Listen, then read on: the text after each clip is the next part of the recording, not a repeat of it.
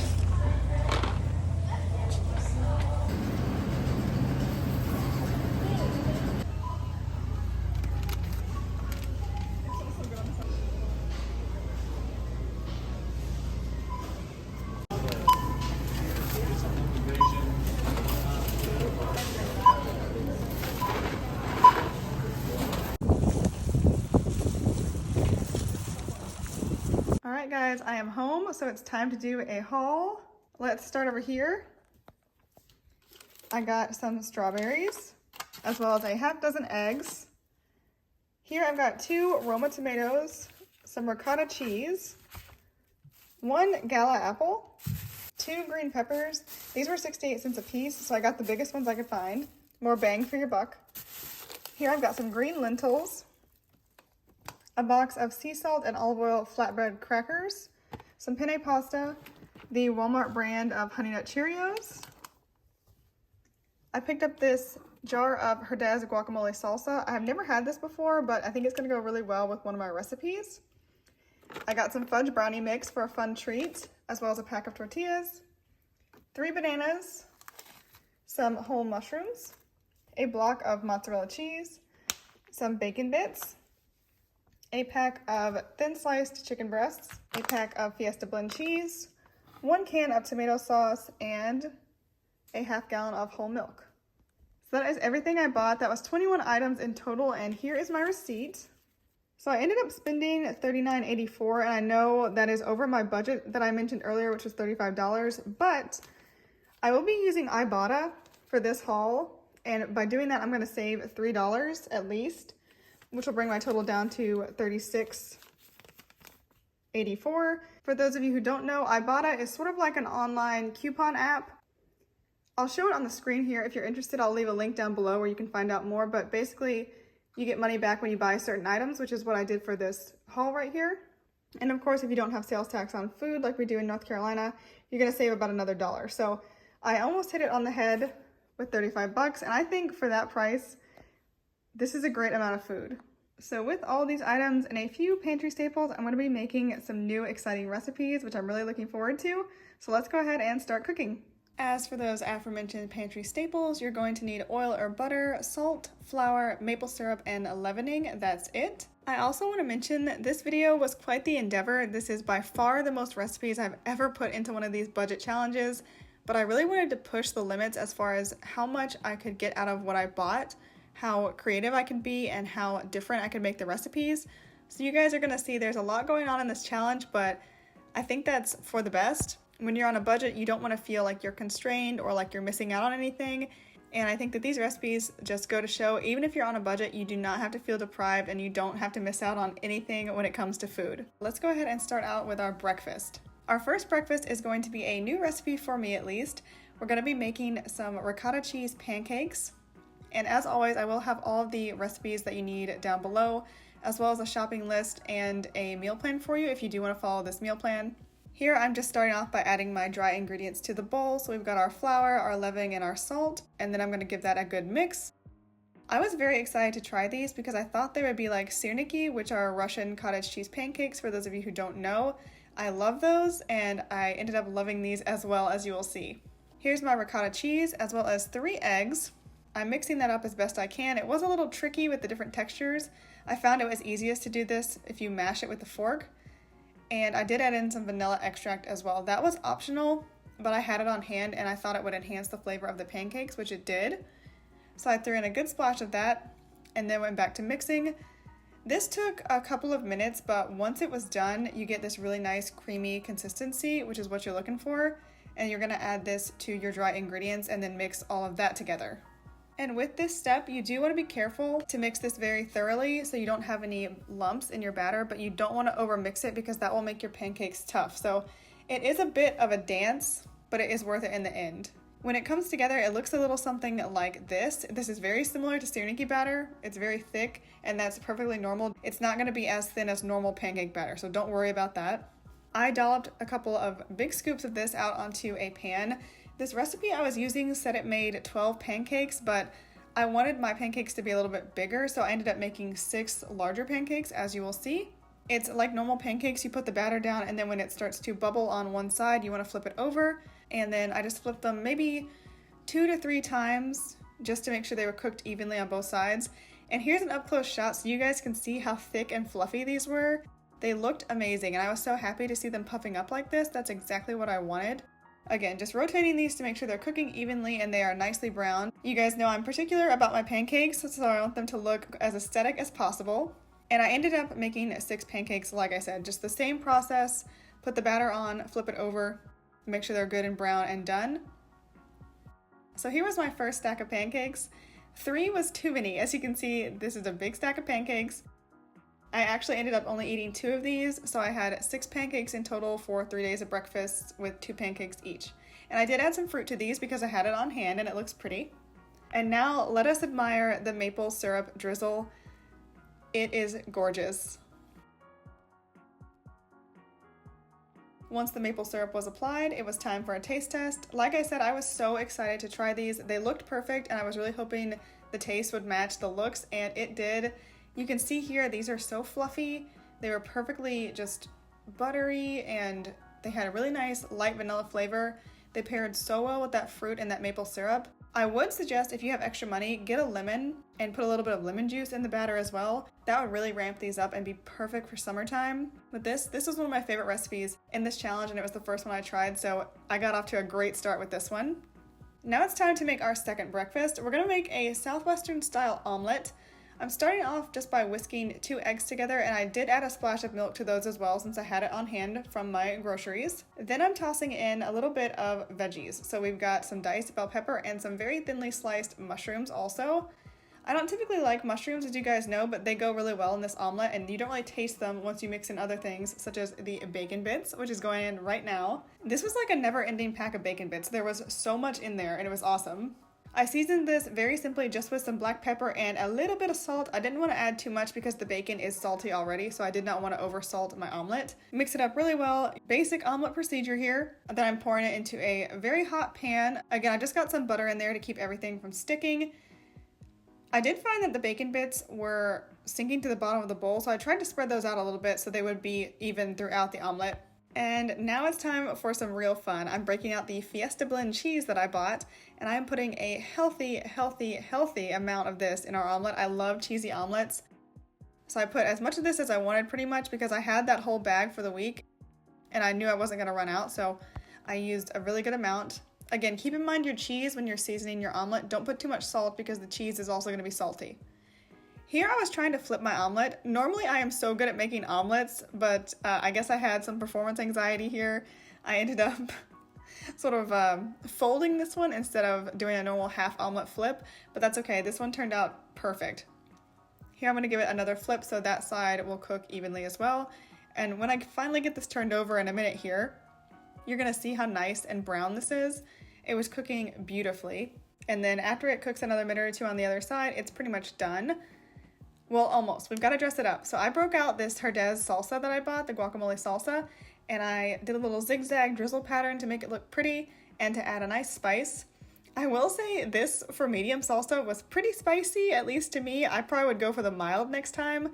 But as for the flavor, it had delicious flavor.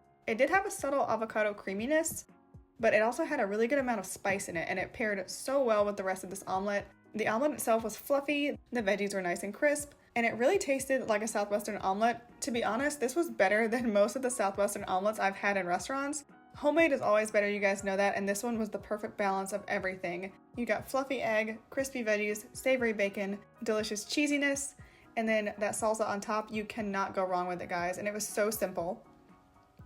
And here is our last breakfast variant. We're going to be going for a classic, which is cereal with fruit and milk. It really does not get simpler than this, but I know a lot of y'all are busy in the mornings like me. You don't have time to cook a big meal or a fancy meal, so some days it's just milk, cereal, out the door. And this, again, you can't go wrong with it. It tastes delicious, it's simple and easy, it's filling. It's a little bit of nostalgia, right? I'm sure we've all eaten this at some point in our lives, probably in our childhoods. So it's just something nice and cheerful to get your day started. By the way, those knockoff Honey Nut Cheerios were delicious. I would not know they were knockoffs, to be honest. Moving on to lunch, we are going to be making a delicious chicken salad.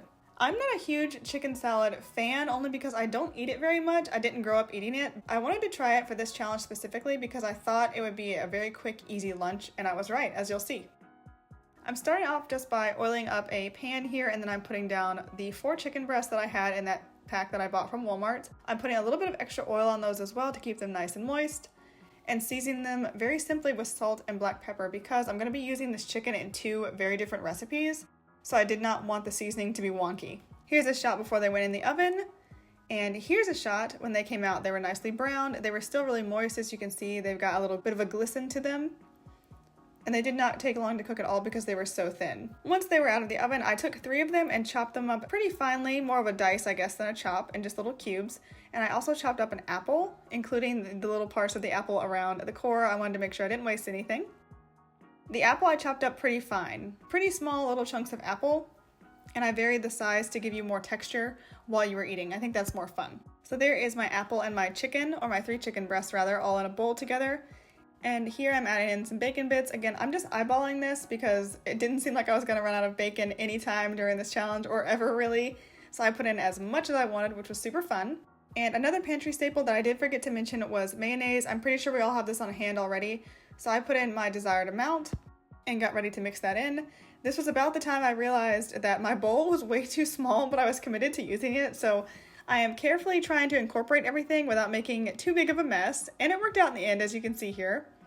Everything got nicely covered in that mayonnaise. It's looking delicious even right now. And once the mixing was done, I had to go in for a taste test. So I broke out these flatbread crackers, and these were another great find. I really liked these. They had a light oil and rosemary flavor, nothing too strong at all, so I think they'd pair well with just about anything, but they were fantastic with this chicken salad. The chicken salad itself, it is a simple chicken salad. I mean, you could dress this up any way you wanted to, depending on what you have at home. You could add pickle relish, jalapenos, you could add walnuts, you could add grapes. But for a basic chicken salad, this was so delicious. And as you can see, I took it for lunch at work this week, and it was so nice and easy to have this meal prepped. All I had to do was put it in a container, pack some crackers, and I was done, which is super nice. Again, I know a lot of you guys like me are busy, so having food that's already meal prepped and saves you time is a huge blessing. This was the only meal I made specifically for lunch. The rest of our lunches for this week are going to be leftovers from dinner, which we'll be talking about right now. So our first meal that we are going to be making is miniature flatbread pizzas. This was another new recipe for me, believe it or not, but I was so excited to try this one because it looked so fun. So to my dry ingredients, I'm adding some melted butter that I melted in milk. So I'm pouring this in.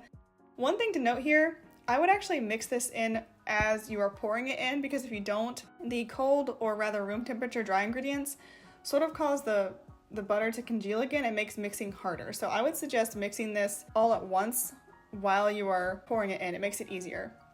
So once I got my dry ingredients and the butter mixture together, it looked a little something like this. It's starting to come together, as you can see. It's definitely a rough dough, but we're gonna fix that in just a minute here. I am flouring my countertop, and then I'm gonna put the dough out on the floured countertop and really start to form it. I recommend you put a little bit less flour than I did. My dough was a little bit drier than I wanted it to be, and I think it's because I had a little bit too much flour on the actual countertop, but just a note so you guys can learn from my mistakes.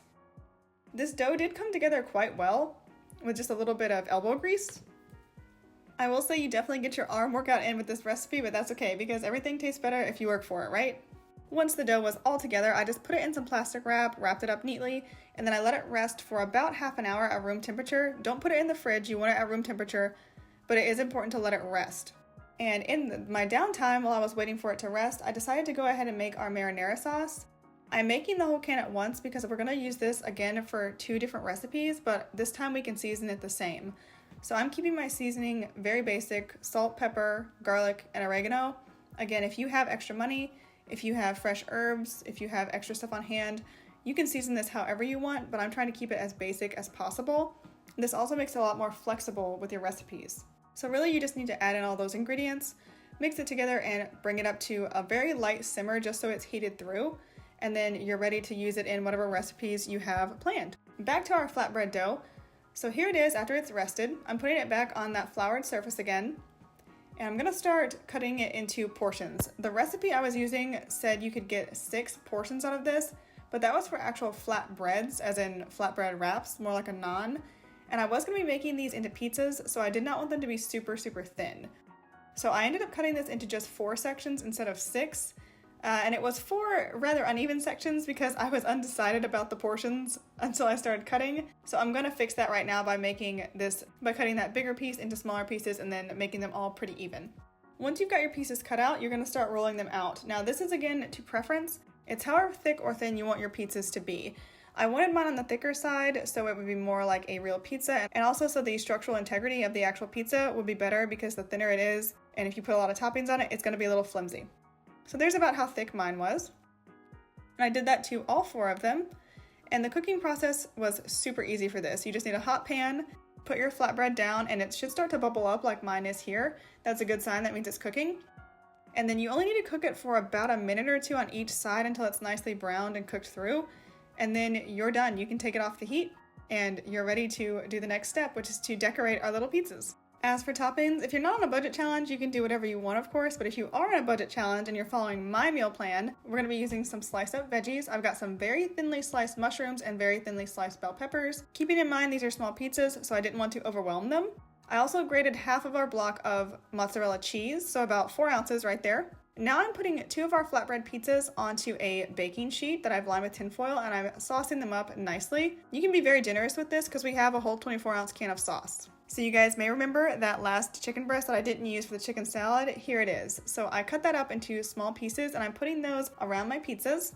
Then I'm going in with our veggies, so our bell peppers and our mushrooms, which I somehow managed not to film when I was applying those, but they're on there.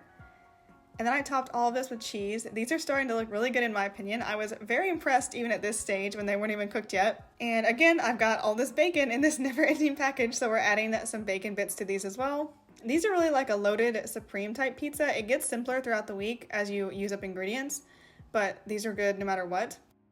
And after baking, here they are. And I have to say, these looked amazing. They looked so good. I did broil them just for a minute or 2 to get that nice brown crispiness, but these were so awesome, guys. I loved these. I cut each pizza into 4 slices, and here's a close-up so you can see that melty cheese. The crust was nice and crisp. These looked so professional to me, and the taste was delicious. I honestly would have thought that was a yeast pizza dough if I didn't know better. It was so good. All the flavors melded really well. Like I said, it was more like a supreme pizza than anything else. I would highly recommend this recipe, guys. You should definitely try this one whether you're on a budget challenge or not. For our next recipe, we're going to be making a pasta bake. First things first, we've got to boil our pasta, which there's a shot of that. I just followed the package instructions. Then we've got an 8x8 casserole dish, as well as the rest of our marinara sauce, the rest of our ricotta cheese that we did not use for our pancakes, as well as the rest of our mozzarella cheese. This I just sliced up instead of grating, honestly because my arm was tired, so I decided to slice it and save myself another arm workout. I'm starting off by putting the rest of the ricotta cheese into this pan, and then I'm adding in a little bit of my marinara sauce. I wanted to save some of this because I was gonna make pizzas again later in the week, and of course I gotta have sauce for those. So then I'm gonna mix up our cheese and our sauce to make this lovely mixture, which looks a little strange right now, but I promise it's gonna get better. To this, I'm adding my pasta, which I'd already boiled. You guys saw that shot. I did cook this until it was just underdone because I was gonna bake it, as you'll see in a minute here, and I did not want it to end up being mushy. So undercook your pasta just a touch and it will turn out perfectly baked after you get it out of the oven, I promise. After mixing that up, I decided this needed a little bit more sauce, so I added some more. And you can see I've still got plenty of sauce left. The ingredients this week were they were not running out. It was amazing. Then I topped this with my mozzarella cheese, and that was the last thing I needed to do before putting this in the oven. And I did broil this in the oven as well because, again, I wanted that nice, crispy, melty, brown cheesiness, and this looked amazing. I was so pleased with this. Again, all these meals, not only were they delicious, they were so aesthetic. So I cut this into 4 portions, and then I put mine on a plate. As you can see, you get a very nice big portion, and this was so good. You've got the cheesiness not only from the ricotta but also from the mozzarella. I like using penne pasta here because the sauce really gets down into the pasta, and it's a lot more flavorful that way and a lot more fun. Our next recipe is going to be another new one for me. It is lentil tacos. So I had very rarely in my life had lentils up until I made this recipe, and this turned me into a lentil lover, let me tell you. Here I tried to draw a smiley face for you guys. It looks more disturbing than I had intended, but I hope you understand my sentiment. That was a cup of lentils, by the way. And now I'm going to go through and sort these out. For those of you who have not sorted lentils before, or any kind of bean really, you're looking for any that are bad like these, or any kind of little rocks, or anything that is not a lentil. So do go through them, don't skip this step. It doesn't take very long, and I think it's pretty fun, honestly. It's sort of relaxing to get to play with the lentils and look through them like this. I also found this one lentil that looked like Pac-Man, so that was fun. Then I transferred all of the good lentils, like I said, it was about a cup of them, to a pot, added some water, and this was super easy. All I had to do was boil them until they were soft, and that was it. Very easy cooking process, doesn't need a lot of attention. My idea with these lentils was to use them in place of beef like you would for tacos, because beef is pretty expensive, and I wasn't sure how this was gonna work, but this is where I thought it was gonna be going okay. And here I'm seasoning them up. They smelled quite earthy, but they did not smell bad. I was just not sure how they were gonna taste in the tacos. Of course, seasoning is gonna help with that. So here I am again with the salt and pepper, as well as some chili powder and some cumin. And this is really gonna give us that taco flavor. I did leave a little bit of water in these lentils as well to make sort of a taco sauce to go along with the actual lentils themselves. And I did go in for a taste test. Once they were Schlee approved, I broke out my tortillas as well as our Herdez salsa again, and I started to assemble our tacos. The first thing I did was put down some salsa in the bottom of the tortillas. Normally I would do sour cream instead of salsa, but since I didn't have that, I improvised. And as I've already said, I really liked the salsa, and it went so well with this recipe. Then I'm scooping up some lentils. That 1 cup of lentils, I was able to get 5 tacos out of it. And you can even see this looks like ground beef. So aesthetically, it's very similar to ground beef. I topped both of my tacos with some cheese, again being as generous as I wanted to be. There is no reason for you to skimp on your portions during this budget challenge at all. Then y'all may remember those 2 tomatoes I bought at the beginning of the week. I diced them up and added them on top as well. This is looking extremely gourmet. I was expecting Gordon Ramsay to appear at any time and ask for this recipe. So that looks like a regular ground beef taco. Actually, it looks like a spectacular ground beef taco, if I do say so myself. Now for the taste test, and guys, I was blown away by how good this was. So this was missing the beefy flavor you would have from ground beef tacos, but it was not actually lacking in flavor, if that makes sense. And you could fix the beefiness if you wanted to by cooking these in beef broth or beef stock. That would make a huge difference. I cooked mine just in water because that was what I had as far as my budget. The taco seasonings that I put in, they adhered so well to the lentils, or the lentils absorbed them. I'm not sure which one it was. The taco flavor was great. The cheese and the guacamole salsa and the tomatoes gave it this really nice depth, really good freshness as well. And everything paired so well together. So that was the end of our dinner recipes, but there is more to come. Yes, that's right. We've got to talk about dessert. You guys recall I bought a fudge brownie mix from Walmart, and I'm honestly not going to say very much about this because I didn't really like it. Because unfortunately, this brownie mix was not that great. I followed the instructions, I added what they told me to, but you guys are going to see these did not turn out as brownies should. I found out later when I was doing research for this particular brownie mix that they had actually changed the recipe right before I bought this. So apparently the old recipe was better. This was a very simple batter to mix up though. It was just 1 egg, some oil, water, and then mix it all together and put it in a pan to bake. But I think the big flaw with this brownie mix is that there was too much oil in it. Here's the batter, and the batter looks pretty good. It was quite promising. And of course it looked normal as I was putting it in the pan and everything. but when it comes out of the oven in just a minute here, you guys are gonna see what I'm talking about as far as what's wrong with this batter.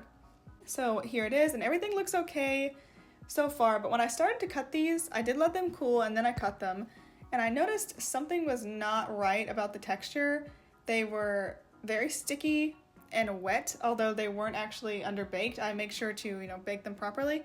You guys can see here, these are oily. There was too much oil in these for my liking. So if you're gonna buy this particular brownie mix, I would say do not put in the whole 1/3 cup of oil that it calls for. I would put in maybe 1/4 of a cup of oil. And you could also do add-ins for these if you have some walnuts at home or something like that.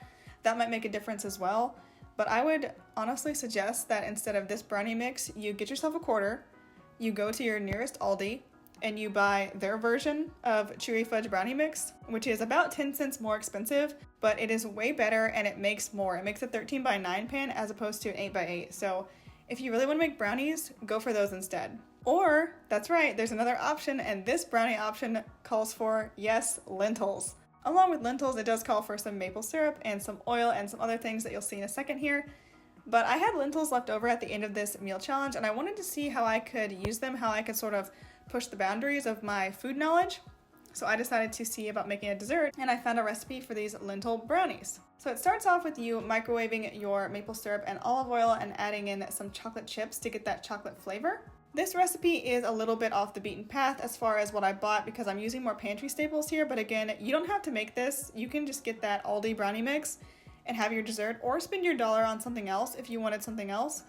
I just thought this lentil brownie recipe was super interesting and wanted to show it to y'all. Next up, I'm adding in some brown sugar and mixing that all really well.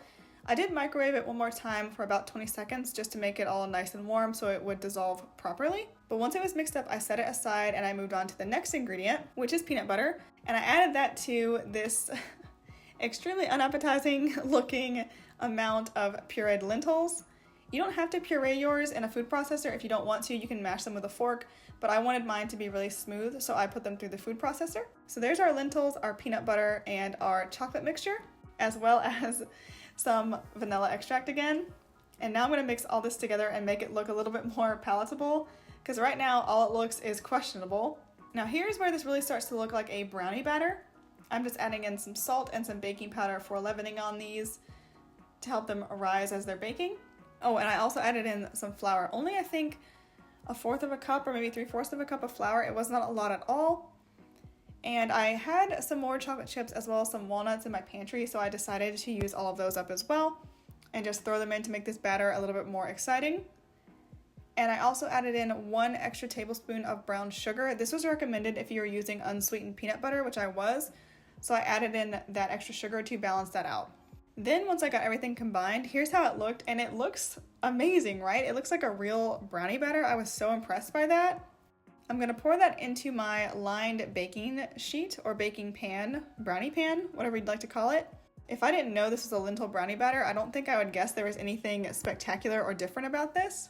Optionally, you can add more chocolate chips and walnuts to the top of your brownies if you want to, just for aesthetics. They're already mixed in, but I think it's fun to have them on the top as well. And if you have this stuff to use up, go ahead and use it up, be creative. And after baking, they looked like this. In my opinion, they look so much better than the fudge brownie mix that I bought from Walmart. And they were so fun to make because they were so unique. As is traditional, I cut them into 9 different pieces. And of course, we gotta do a taste test on these. I could not leave you guys hanging on this one. These did not taste like a traditional brownie, but it wasn't in a bad way. I could tell they were different, but if someone else gave this to me and didn't tell me what was different about it, I don't think I could put my finger on it. It was sweet and it was chocolatey. I did not get any lentil flavor, so that earthiness I mentioned smelling before, it did not come through in the actual baked brownie. And of course I had some milk on the side, because you can't have brownies or any dessert really without milk. You can see this brownie batter it's a little crumbly, but it was actually really moist and chocolatey, like I said before, and it was so good. I highly recommend, again, you try these brownies. Trust me, they work out, and this is a great way to use lentils and a great way to make your desserts a little bit more nutritious. Okay guys, that was the last recipe for this budget challenge. I hope you guys enjoyed. I had such a good time working on this video for y'all. I loved trying the new recipes and putting this all together. So I hope you guys will get something good out of this. Let me know down below what your favorite recipe was and if you're gonna try any of these. As always, thank you so much for watching, and I'll see you next time. Bye guys!